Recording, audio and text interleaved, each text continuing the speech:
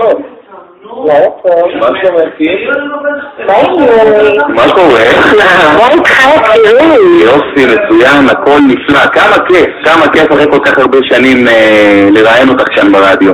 כמה? תוכיח. אני תכף אוכיח ואנחנו נעשה את זה. תגידי לה שלום, נטע, לא אמרת? אני אמרה להיכנס לכם באמצע, לילה טוב כאילו. לילה טוב יקירתי. ברכות. תודה. סינגל חדש. כן, סינגל חדש תשקר לי.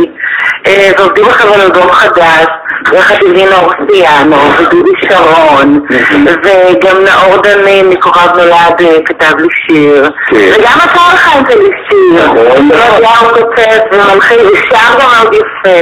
נטע, אני מקבל פה פרגונים, אני בא לתוכנית הזאת כל הזמן. לא, אתה צריך לבוא אליי, אני אפרגן. תפרגן אותם בליין. אני תמיד מוחמא ונהנה לקבל מחמאות, אז לכל המאזינים שלנו, שמאזינים לנו ברדיו דרום, שרוצים להחמיא לחיים. ב-95.8, 97 וב-101.5. קים... הזכרת גם לנשוי? בוודאי. ושזה לא כזה אשכנזי כמו שאמרת על השיקרות הרכב? אני לא כזה אשכנזי, נכון? את רואה, יודעת עליי יותר מאשר אני יודע ממנה. אני לא כזה אשכנזי, נכון? לא. לא ליד דני. רק כלב דני אולי. כלב דני.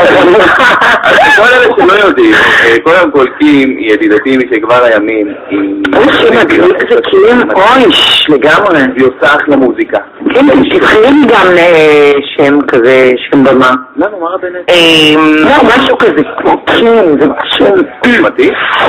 יש בו ניחוח אישה כזה. תבחרי לה משהו. כפרה, אתה בלילה נראה לך יש לי ראש לזה? לא. מה יש לך ראש בשתיים בלילה, קים? בשתיים בלילה זה רק לישון כפרה. זה מאוד כן. שתיים בלילה לישון?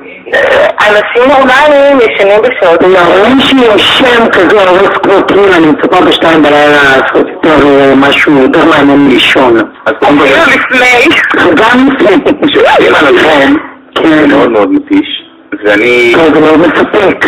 מאוד, ואני יודע, כי אני מכיר אותה מאוד מאוד מזמן, ואני יודע כמה קשה היא עבדה על המוסיקה שלה, וממש בקרוב היא עובדת כמו שהיא ציינה קודם עם מיטב המפיקים. בואי תאמרי את השמות שלהם שוב.